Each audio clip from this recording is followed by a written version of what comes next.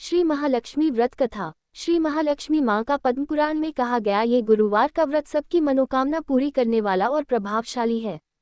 जो मनुष्य पूर्ण श्रद्धा और भाव से यह व्रत करता है उसके सर्व संकल्प पूर्ण होते हैं, उनकी सर्व आपत्तियों का तत्काल नाश होता है और वह सर्व रीति से सुख, शांति और धन वैभव भोगता है। ऐसे ये प्रभावशाली व्रत की कथा का प्रारंभ करें। द्वापर युग में भारतवर्ष में सौराष्ट्र नाम का अति समृद्ध देश था। उस देश पर भद्रश्रवा नाम का विद्वान राजा राज करता था। ये राजा चारों वेद, पुराणों, उपनिषदों वगैरह कई विद्याओं से संपन्न था। साथ साथ वह पराक्रमी और गुणवान था। उसकी सुरती चंद्रिका नाम की रानी थी। वह पतिव्रता और गुणवान थी, किंतु उसमें अपनी समृद्धि का अति अभिमान था। भद्रश्रवा राजा को सुरती चंद्रिका से 7 पुत्रों और एक पुत्री हुए। पुत्री का नाम श्यामबाला था। वह अति रूपवान, गुणवान, सत्यभाषी और विवेकी थी। राजा विद्वान होने से अति दान धर्म करता था। प्रजा के कल्याण के लिए बेहिसाब धन खर्च 20 करता था। वह देश विदेश के पंडितों को बुलाकर ज्ञान यज्ञ संपादन करता था। धीरे धीरे राजा का खजाना कम होने लगा। अतः लक्ष्मी जी को चिंता हुई कि यह राजा रानी मेरे भक्त हैं, परंतु इस जन्म में वे मुझे भूल गए हैं। राजा इस तरह धन खर्च करता रहेगा तो वह मुश्किल में आ जाएगा।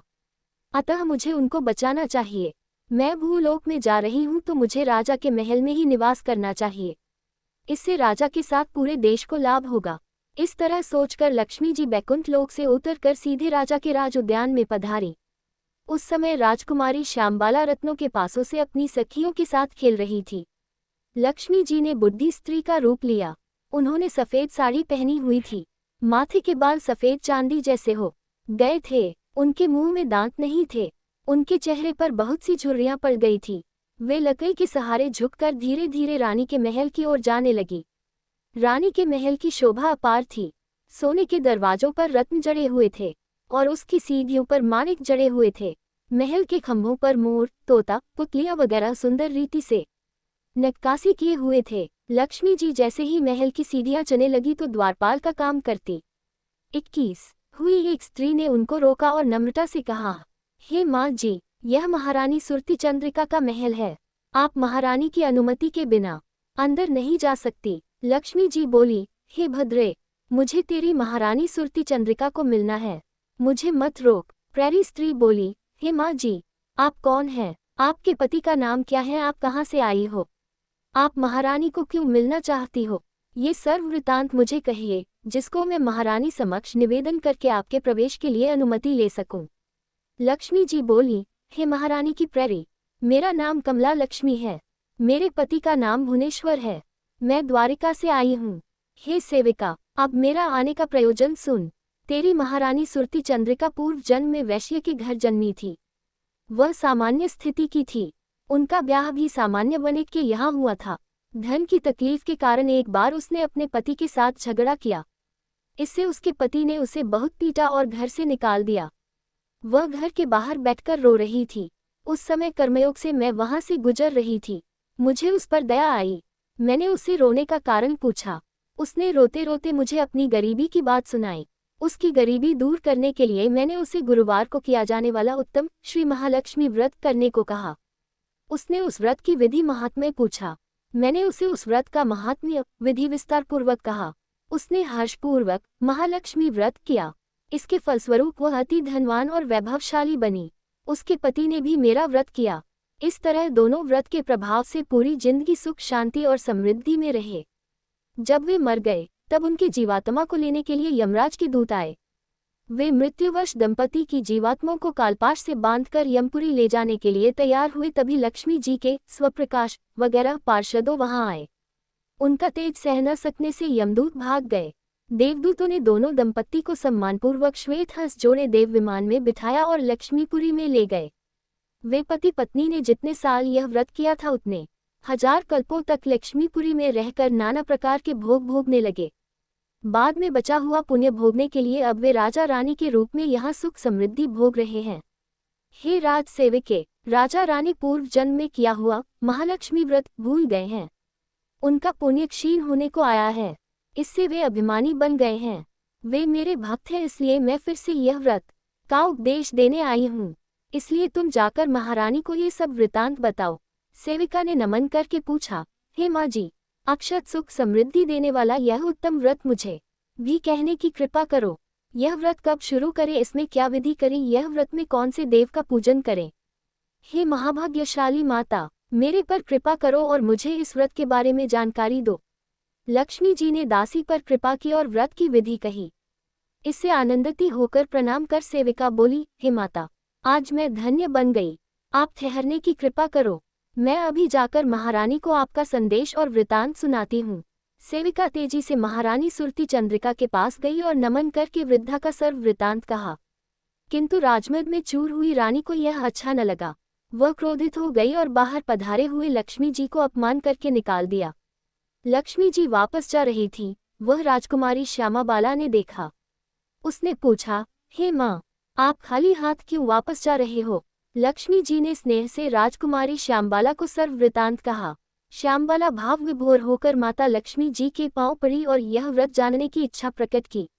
लक्ष्मी जी ने श्यामबाला को व्रत की विधि सुनाई, आशीर्वाद दिया और वहां से अंतर्ध्यान हो गई। माँ जी के कहे अनुसार राजकुमारी श्यामबाला ने शास्त्रोक्ता विधि अनुसार महालक्ष्मी व्रत 3 बार किया। चौथी बार उसने व्रत शुरू किया तब उनका विवाह सिद्धेश्वर देव नामक राजा के तेजस्वी और सर्वगुण संपन्ना राजकुमार मालाधर के साथ हुआ। ब्याह करके राजकुमारी ससुराल चली गई। उनके जाते ही ससुराल में सुख संपत्ति दुगुनी हो गई। राजकुमारी के चले जाते ही भद्रश्रवा राजा का खजाना खाली हो गया। राज्य में से संपत्ति खत्म होने लगी। राजा रानी भिखारी जैसी हालत में आ गए। रानी ने राजा को समझाया कि वह बेटी जवई के पास से थोड़ा धन ले आए। राजा लज्जा का अनुभव करता हुआ जवाई के नगर में आया और राजघाट के पास वाले एक वृक्ष के नीचे थककर बैठ गया। एक दासी ने उसका परिचय पूछा। राजा ने कहा, हे दासी, मैं श्यामबाला का पिता हूँ और सौराष्ट्र से आया हूँ। तू जाकर मेरी बेटी को मेरे आगमन का समाचार सुना। रानी के पिता की ये दशा देखकर दासियों को बड़ा आश्चर्य हुआ। उन्होंने यह बात 25 जाकर श्यामबाला को कही। श्यामबाला ने सेवकों के हाथ सुंदर वस्त्रों, चंदन, पानबीड़ा और घोड़ा पिता के लिए भेजा। सेवक ने ये सब भद्रश्रवा राजा को दिया। राजा यह वस्त्रों को धारण करके बेटी जवई के पास आया। श्यामबाला ने अपने पिता को सम्मान सहित 4 दिन रखा। 5वें दिन उनको घड़ा भर के रत्नों, सोना मोहरों वगैरह देकर विदा किया। घर आकर राजा ने घड़ा खोला तो उसमें कोयले थे। ये सब महालक्ष्मी जी के कोप से हुआ था। कोयले देखकर पति पत्नी को बेटी पर बड़ा क्रोध आया, पर वे क्या करें। राजा फिर से रानी को लेकर बेटी के घर गया। श्यामबाला ने दोनों को सम्मान सहित अपने महल में रखा। दूसरे दिन गुरुवार था। श्यामबाला हर साल यह व्रत करती थी। दूसरे दिन उसने व्रत किया। तब उसने अपनी माता को भी भावपूर्वक महालक्ष्मी व्रत करवाया। सुरती चंद्रिका को अपने महल में आई हुई वृद्धा की याद आई। रानी ने सच्चे हृदय से मां से क्षमा मांगी। 7वें गुरुवार को व्रत का उद्यापन करके राजा रानी मां की प्रेरणा से अपने राज्य में आए। उन्होंने देखा तो राज्य पहले की तरह हरा भरा हो गया था। राज्य का खजाना धन से भर गया था। पहले से भी अधिक संपत्ति आ गई थी। राजा रानी ने महालक्ष्मी माता की जय बुलाई। व्रत के प्रभाव से वे पहले की तरह सुखी हो गए थे और उनकी श्रद्धा दृढ़ हो गई थी। अब वे कायम यह व्रत करने लगे। माता पिता फिर से सुखी बन गए हैं। ये सुनकर श्यामबाला को अति आनंद हुआ। वह तो जानती थी कि माता महालक्ष्मी जी की कृपा है, उनके व्रत का प्रभाव है। वे माता पिता को मिलने आई, किंतु माता पिता घड़े में से निकले कोयलों को भूले न थे।